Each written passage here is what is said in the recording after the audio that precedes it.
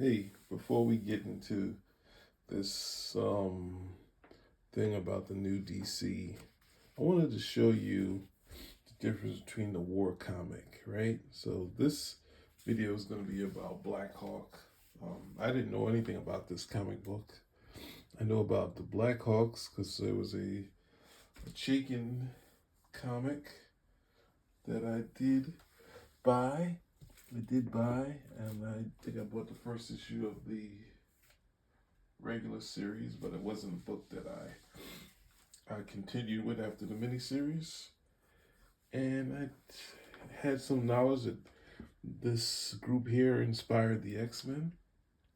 That's what Roy Thomas's pitch to Lean Wen was, a bunch of mutant Blackhawks. But I did know, as I already said, I knew about GIJoe, right? And this was a big comic book it was a cartoon. It was a big comic book. Issue 2 was a collector's item. So I want to say, outside of seeing the cover, which is a very dynamic sort of Marvel cover, the book didn't necessarily work for me. So this is kind of compare one book to the other type of deal, right? So in this one, it looks extremely dynamic. And then when I opened it up, it's kind of like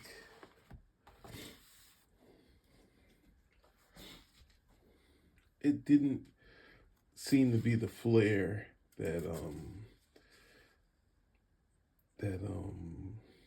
Herb Trimpe would do.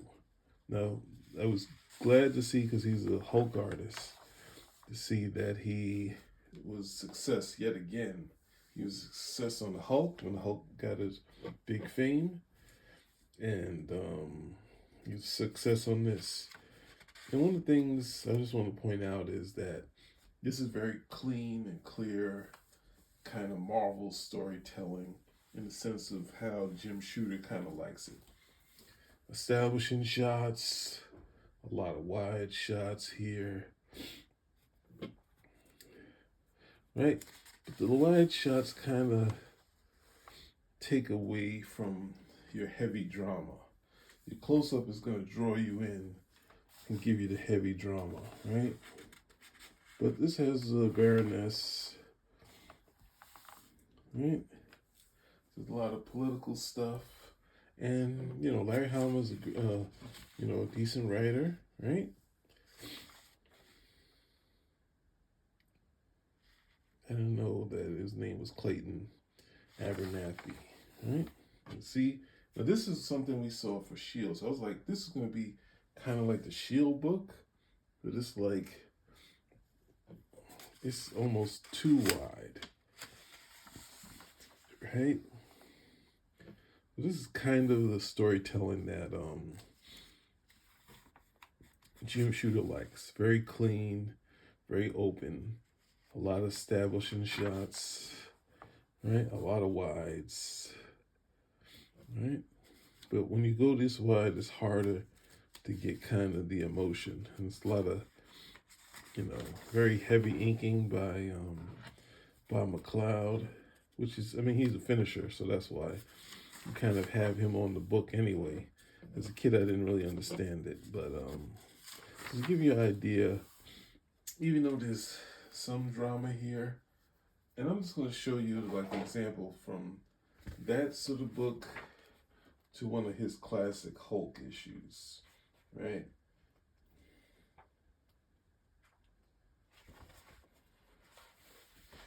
And this is the Herb Trimpe cover, right? We're going to get to Blackhawk in a second. I just want to spend 5 minutes on this. Like, see, this is after like Watergate. And look at the high drama here. Like, you don't know what's going on, but it's like you have the establishing that it's like the White House, and you have Bruce Banner with these weird things. So if you open it up, and this is the classic scene here to let you know. I'm not going to go through the whole thing because I went through this before. There's another video on this. This is a Marvel character answering the phone, right? The phone rings. Look at how the angle is, the close-ups here, and you toss the phone. So it's like the description of doing a Marvel comic book is people answer the phone, you know, instead of answering the phone, they answer the phone, right? So that's to give you an idea how Trimby can build up the drama. And here, it's tougher. It has some Steranko type stuff here, right? But it's just like, this is Snake Eyes over here, right? That's Snake Eyes. And the level of drama is kind of taken away. We're doing a lot of wild shots and there's people getting killed, right? A bunch of cool stuff happening here. But the wides kind of take away. And this is kind of what killed Secret Wars. So I show you that to show you it's going to be a big difference in this Blackhawk comic book. You're saying, yeah, right, this is like a DC book that nobody saw before. But let's look at this. This is by Mark Evanier and Dan Spiegle, right? So we start with this interlude talking about, because obviously this is a war comic. We have Adolf Hitler, and it's like almost like a letter. So this thing is you're gonna see it go from different styles, right? So we get the high drama of setting up this, and we're not even gonna get into the story here. This is your opening, like this is your opening of the book. But this is how you start the book. The book starts with a helicopter thing. Like, this is more Marvel than Marvel. Like, not even the NAM has kind of high drama war comic. This is like almost the best war comic that Alex Toth never did, right? Look at this angle. And this is a Marvel type of angle, right? So it's not just people jump from a helicopter, where obviously the parachutes would kind of be the most dramatic thing. These kind of found the perfect angle. And see,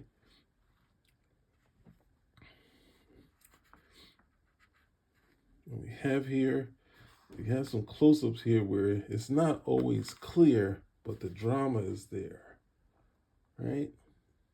The drama, seeing from here, he's about to get hit to the guy getting killed there. It just adds more drama to it, especially in this. So this book, and I think I say it a lot of times, kind of pulls out all the stops, right? And he's able to capture different, faces is strong. This angle here, like it's high drama. It's like just heightens it. And this is everything that if you read How to Draw Marvel Comic Books, this is kind of what GIJoe should have been, right? But I think this came out after GIJoe. So I guess War Comics was in style and DC took their hand in it. DC kind of did it right and regretfully, wasn't as successful. But it's over a year worth of stuff. All right. So we're going to have something, we get into more of our story here. But see, having this kind of establishing shots, being simple but dynamic, and then getting into the characterization, which is, though it's tight and heavy shots, but like look at the drama that's in this. Look at all the great shots, and the art is cool. Like the effects gives you that feel, right? The tension. Look at this drama here, where we don't see the person's face, and he's the one torturing this person here, right? There's so many cool shots here, and look at this, like going through a flashback of what happened. Like, it's like Dan Spiegle, I know he did Crossfire, but like this is beyond anything. Like this is this is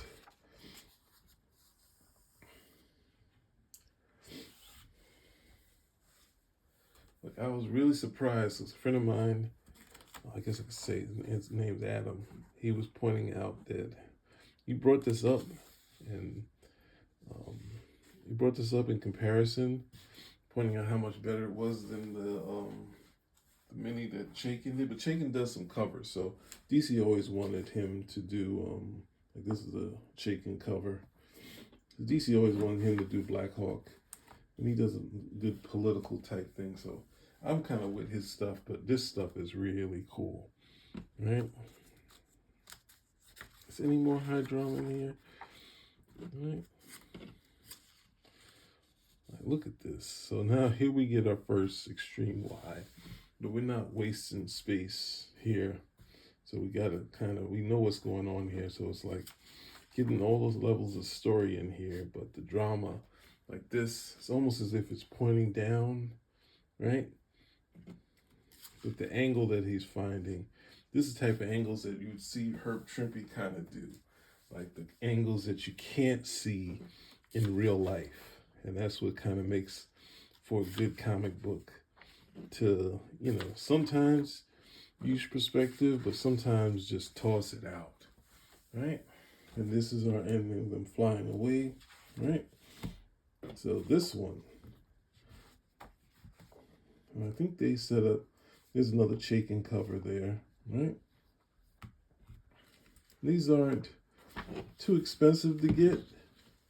I mean, I don't even know what I'm going to do if I have to do a comparison video between this and the NAM. That's going to say what one of my favorite artists. Oh, I don't have the NAM comic book. But since I mentioned it, we're going to take a quick break. And where is... Come on, there we go. So actually, let's go through this one, because this one has like a countess, like look at this. It looks like she killed the Blackhawks, right?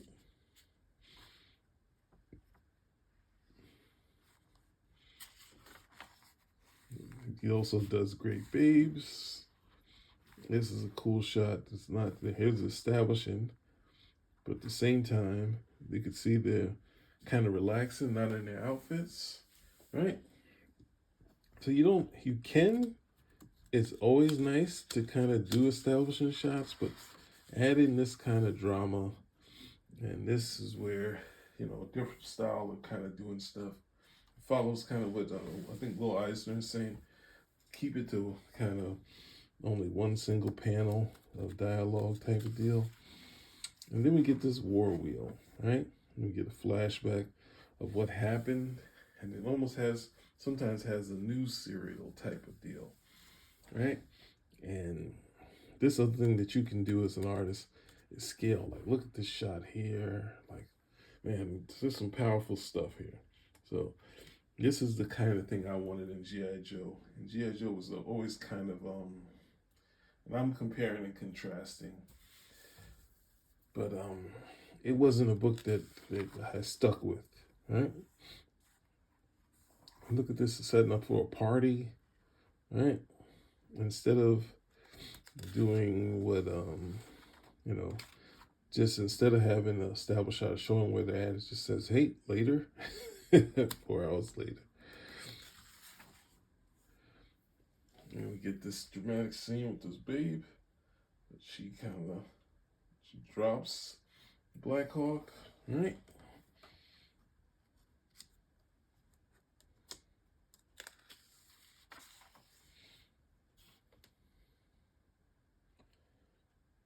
And here the character swinging from a chandelier. Like some of these angles are not something that, maybe it is in perspective, but it's just an odd angle. And as a kid, reading a lot of comic books, when I pick up a camera, I would try to find those angles. And you can see people in movies, they kind of match shots together when they want to do these kind of funky angles, right? And then we get the war wheel here, right? And this is what I talk about artists using scale. You see Walter Simonson do it a lot, where you don't have to overpower Kirby. You can just with something really simple, which is just a circle, and then you got a city skyline. Like how humongous this is now. If you're going for a shooter thing, you would have everything in the frame. And see how at this point he hasn't, like, you have this establishing shot here where you can see everything in the frame, but after that they just go crazy. They're not killing themselves trying to fit everything in the panel so everyone knows that, okay, there's no one holding this, like a weird kind of thing that kids don't really understand or care about, right? But you get this high level of drama here, and seeing, and like, this is the correct way of using kind of speed lines to give you kind of tension of flying, right? Like, look at like all of these angles that they got for this war wheel. It's like an extreme, man. This is one of like the coolest books, right? Like I knew of the artist. I think he did the DNA agents, DNA agents. I think this is how they say it, right? And see, even though it's a real simple design, keeping with this wise, make it what is it just make it seem like you destroyed half of the earth, right? So when you use these type of wides, but it's showing this wheel, there's a little bit of setup. You're seeing how much destruction, even though they stopped it, the destruction, and then the babe is back, right? And then doing this kind of hold. I'm not sure what this is for, but here we go. Oh man, DC is on the move, right? The new DC. There was another line I didn't know. I don't remember. Camelot 3000, Arion, Supergirl, which we did, and we're doing Blackhawk now, right?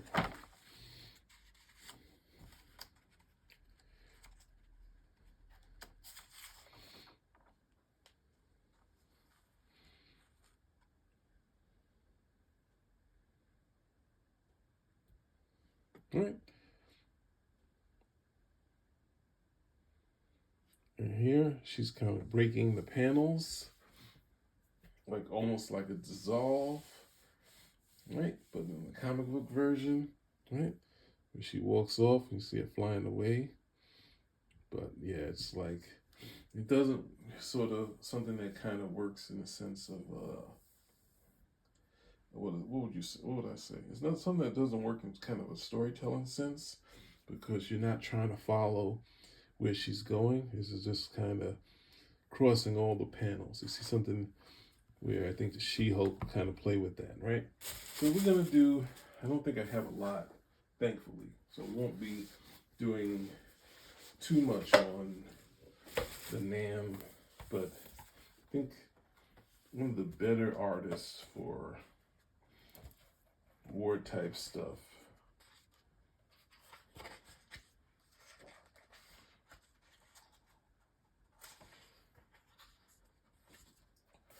would be Michael Golden, right? So in war comics, this is the other big war comic, which would be the NAM.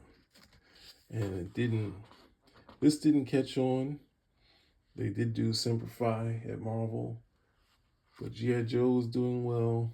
This was doing well initially, and then I guess nothing else. But the Punisher was going well. So you had this. He's like Michael Golden. You can't really beat as an artist, right? That's tough to say. Look at his thing of doing Vietnam, right? Like, he does great stuff, and it's like hard to compare him to basically anyone else. But I'm gonna do it. Now you've seen, this is classic stuff. This is better than the GI Joe stuff.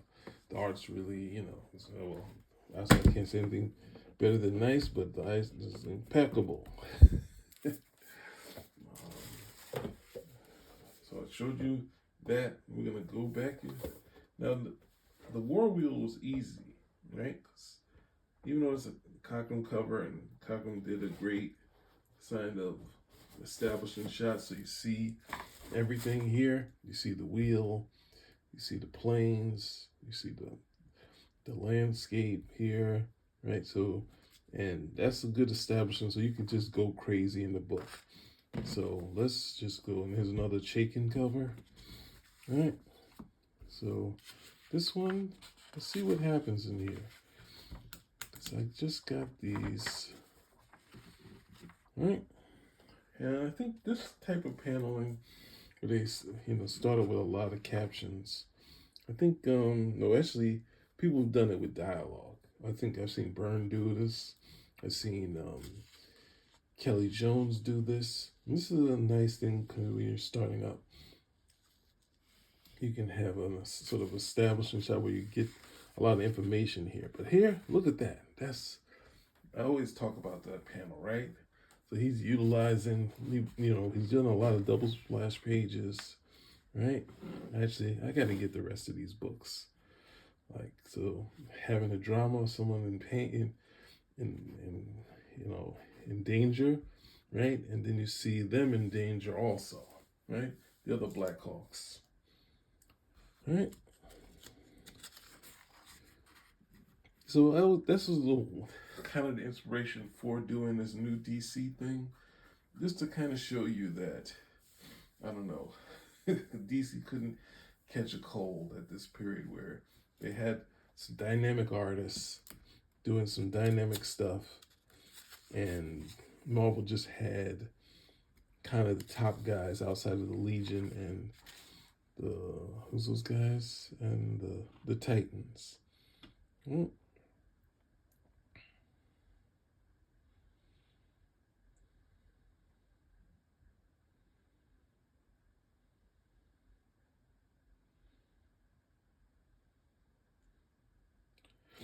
We had this mutant monster come out of nowhere, and this thing that's on him causes bad dreams, right?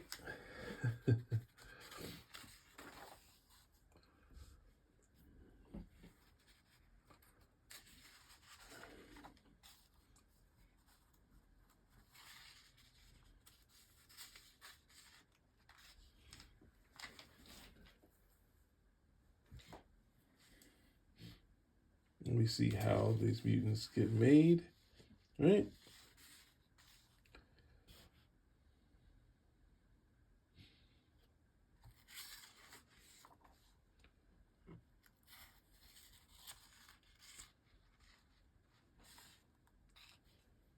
I don't know. It'd be interesting to see. Here's one of the other classic war artists, which is Joe Kubert, and I'm almost scared to try to go in and try to look at all the stuff he did on that, right?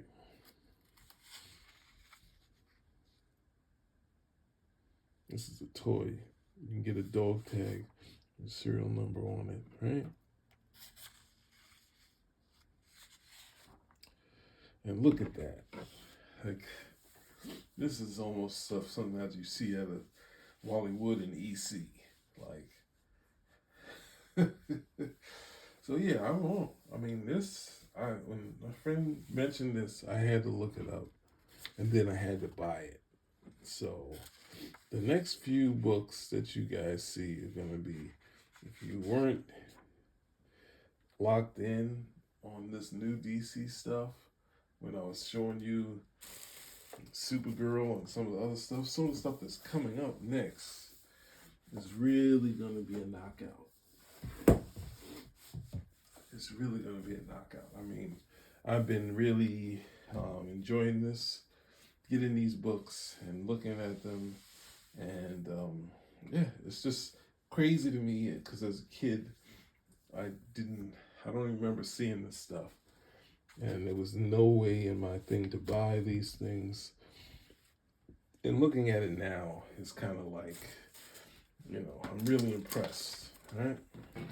And so that means not only finishing this stuff, trying to see the DNA agents or crossfire, because Dan Spiegle is a pretty decent artist. It's really, you know, you can see.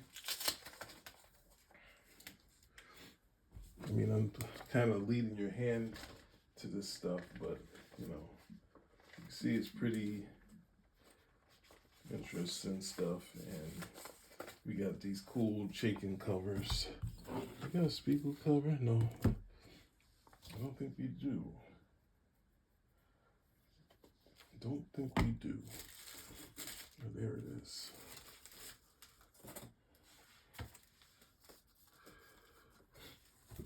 Well, so there we have it.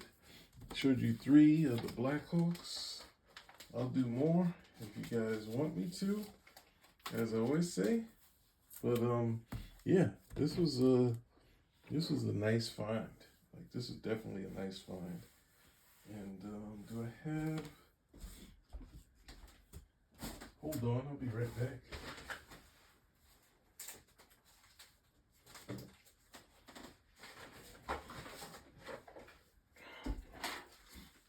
And just to end it off, here would be the relaunch, right? By Howard Chaikin. Now, Howard Chaikin, as I said, is no stranger, so the only thing I will disagree, I'm totally not against it. My friend was totally against this one, but DC was already a fan of him and they wanted him to do it. So there you go. You got the covers to Chaikin's Blackhawk. Now, Chaikin also had big success with the Shadow. So it was almost a no-brainer to allow him to do Blackhawk. And I think you can see kind of redesigned it a little, making it a little smaller, right? Which is cool. So I like the things that he kind of added to it. But it'd be kind of hard pressed to kind of get the drama that Dan Spiegle was doing. But we'll take a quick look, right? And so this comic is kind of beat up. So I think I can kind of having like almost propaganda type of thing. And it kind of has a feel, has like your newsreel. So yeah, I'm a big, right? Has this stuff you look at and you say, when I saw it, I was like, oh, doing like the Frank Miller stuff. But at the same time, he kind of did it before Frank, because he did it in American Flag. And they have a sequence like this in, they have it in Martha Washington. So this kind of Chaikin taking back his stuff that Frank Miller kind of used for The Dark Knight. So I'm kind of glad I kind of opened this up. All right? So it gives you, showing you a whole bunch of different, this is more the propaganda type of feel, right? And has the Dark Knight in it, has that Dark Knight tension, has some great art in it. But it's also, you know, kind of updated, you know? So, nice colors. Oh, man. This video is working out. So I'm just enjoying the art. And I think when I bought it, I just kind of enjoyed the art. But I was like, oh, it's kind of doing the Frank Miller stuff. Because I didn't know that he kind of did it first. All right? So, yeah.